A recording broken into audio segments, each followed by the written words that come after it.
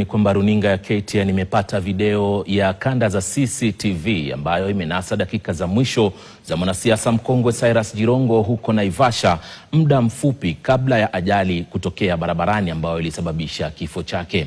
Video hiyo inaonyesha ajali ilitokea mwendo wa saa 8 na dakika 19 na sekunde 25 nyakati za alfajiri, ikiwa ni ajali ya ana kwa ana.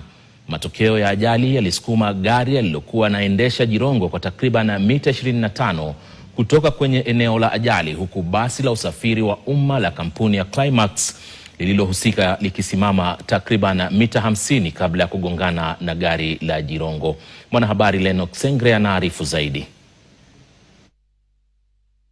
KTN imepata picha za CCTV zinazoonyesha ajali ya kutisha iliyokatiza maisha ya mheshimiwa Jirongo.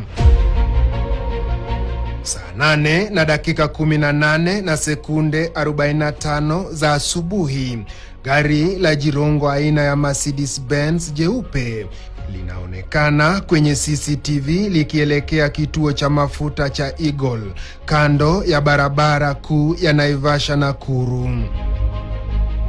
Saa 8 na dakika 18 na sekunde 55, gari hilo linaondoka ndani ya kituo cha mafuta.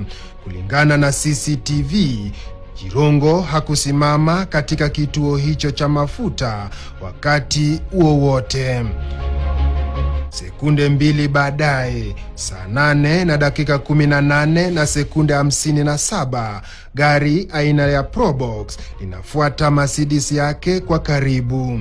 CCTV inaonyesha gari hilo la Probox ilikuwa na abiria wawili na hakuna aliyeonekana kuzingatia gari la Jirongo lilipojiunga tena na barabara kuu. Kwa jumla, gari la Jirongo lilikaa takriban sekunde 17 ndani ya eneo la kituo cha mafuta bila kusimama.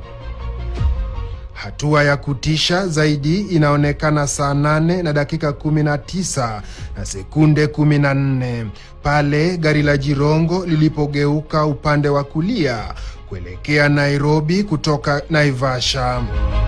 Lakini hapa picha za CCTV zinaonyesha kuwa gari hilo halikuwa linaashiria mwelekeo, naonekana kuchukua mkondo mbaya wa barabara. Saa 8 na dakika 19 na sekunde 23, basi la kampuni ya Climax linaonekana likija kwa mwendo wa kasi mno kutoka upande wa Nairobi kuelekea Nakuru. Sekunde mbili baadaye, saa 8 na dakika 19 na sekunde 25, basi hilo linagongana uso kwa uso na Mercedes ya Jirongo.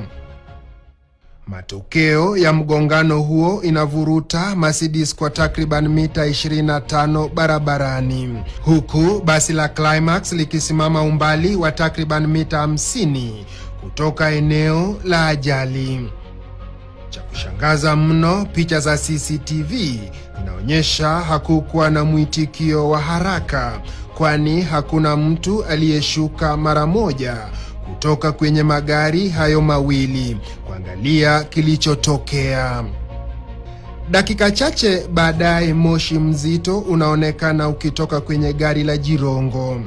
Saa 8 na dakika 20, mtu mmoja anaonekana hatimaye akikaribia eneo la ajali kuangalia gari la Jirongo. Swali linalozidi kuzua hisia ni namna Jirongo alivyoweza kusafiri umbali wa kilomita kadhaa kutoka hoteli ya Oasis iliyoko Karen, kaunti ya Nairobi hadi Naivasha. Lennox Sengre, runinga ya KTN.